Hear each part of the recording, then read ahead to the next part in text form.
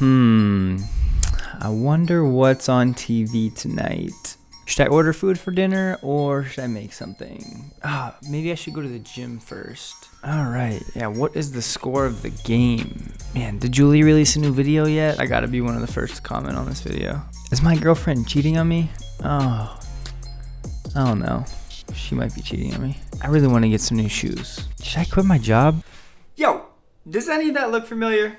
I bet you it does if you've ever tried to read the Bible before. So, in today's video, we'll cover how to read the Bible for the first time, and I'm going to give you some easy tips to make your reading experience much more enjoyable.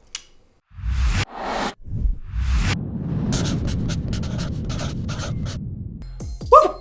Okay, so first, we need to see the Bible for what it really is. It's a love letter written to each and every person to ever walk the planet.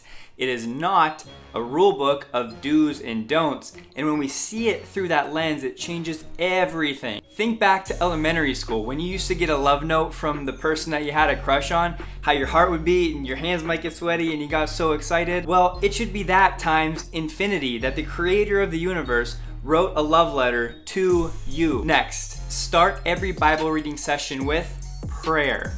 Center, focus on the Lord, shut down any and all distractions. Ask God for the Holy Spirit to lead you to all wisdom, to understand the words as He'll have you understand them, and to see what it is He wants to tell you in this Bible reading time. And it's through that prayer that all of our preconceived notions about the Bible and about God can be totally set aside so we can focus on the Lord, focus on His Word and what He has for us. Consistency is key. You can't get in the Word one day and then take 3 weeks off and expect to see results. Think of it just like going to the gym, trying to lose weight. You have to be consistent. So, find a chair in your house. Find anywhere that you're comfortable, where you can go to be alone with God. Make it a part of your day, whether it's the morning before you go to bed, on your lunch break, on your way home, listening to an audible version of the Bible.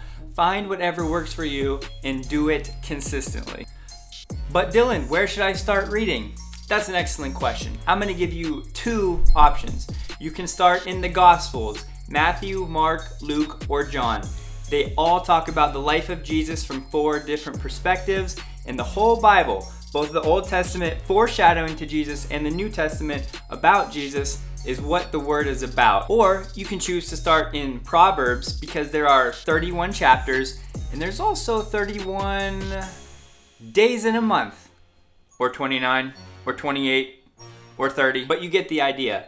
Pick a chapter, line it up with the day. So if it's the 10th of the month, open up Proverbs chapter 10, read chapter 10 on the 10th of the month. Now this last bit might be the most important piece of advice you get in this whole video. Find a mentor who you can go to when you have questions, because you will have questions. The good news in 2019, there's so many resources online to help you understand the context better, but if you can't find someone through your church, feel free to leave a comment below and we can dialogue and I can maybe help you get linked up with someone where you're at. And to piggyback on that idea, find someone to read the Bible with so you can hold each other accountable, so you can talk, whether it's daily or weekly, about the chapters that you're reading, and you can get different insights from different people. This is huge to staying consistent. If you're trying to do it by yourself, there will be days when you don't want to, and inevitably you won't read the Word. And I want to leave you guys with this thought. So the Bible is called our daily bread, right? We're supposed to read it every day.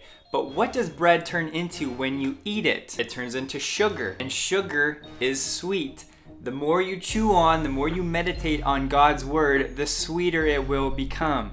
The more consistent you are reading the Bible, the more results, the more your mind will change, the more your heart will change to become more like Christ. So thank you for watching. I hope that you got something from this video. I hope you're encouraged to get in God's Word, to quiet out the world, and to focus on our Lord. As always, fam, much love. I'll see you guys in the next one.